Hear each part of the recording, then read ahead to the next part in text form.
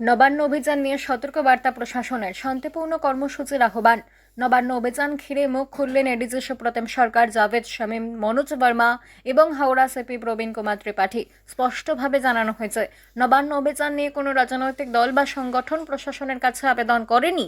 এমনকি আগের বছর যে ছাত্র সংগঠন অভিযান করেছিল তারাও এবার থাকছে না।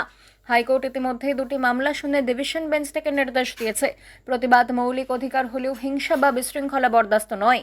নবান্ন সংলগ্ন এলাকায় কোনো মিছিল বেআইনি বলেও জানিয়ে দেওয়া হয়েছে। বিকল্প হিসেবে হাওড়ার সতরাগাছি বাস স্ট্যান্ড এবং কলকাতার আর এভিনিউ নির্ধারিত হয়েছে। পুলিশ সূত্রে জানানো হয়েছে, কেউ যদি আইন অমান্য করে বিশৃঙ্খলা সৃষ্টি করে তাহলে কঠোর ব্যবস্থা নেওয়া হবে। অভয়া মঞ্চ থেকে কালীঘাট অভিযানের ডাক প্রসঙ্গে জানানো হয়েছে, সেটিও অনুমোদিত নয়, পরিবর্তে বিকল্প স্থান জানিয়ে দেওয়া হয়েছে। প্রশাসনের তরফ থেকে সকলকে শান্তিপূর্ণ নিয়ম মেনে কর্মসূচি করার অনুরোধ জানানো হয়েছে।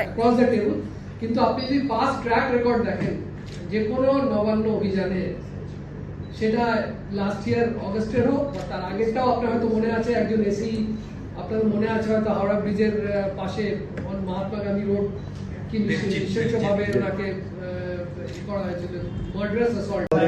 सिटी कोलकाता सर को सुना, कल का जो नवान्न अभियान का प्रोग्राम है उसके बारे में माननीय उच्च न्यायालय ने जो निर्देश दिया है, आप लोगों के माध्यम से जो ऑर्गेनाइजर्स हैं या जो लोग उसमें पार्टिसिपेट करेंगे, जितने लोग भी हावड़ा और कोलकाता साइड में इस प्रोग्राम को अटेंड करने आएंगे, उनसे एक ही अनुरोध है कि ऑनरेबल हाईकोर्ट का जो निर्देश है उसको ट्रू स्पिरिट में फॉलो करें, जिससे किसी भी तरह का कोई भी लॉ एंड ऑर्डर का समस्या ना हो।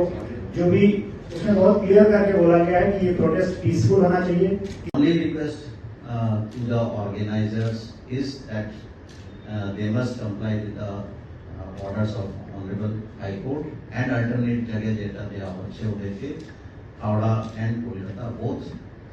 আমরা আশা করি সবাই সেইভাবে এগোবে। হাওড়া সিপি এখানে উপস্থিত আছেন।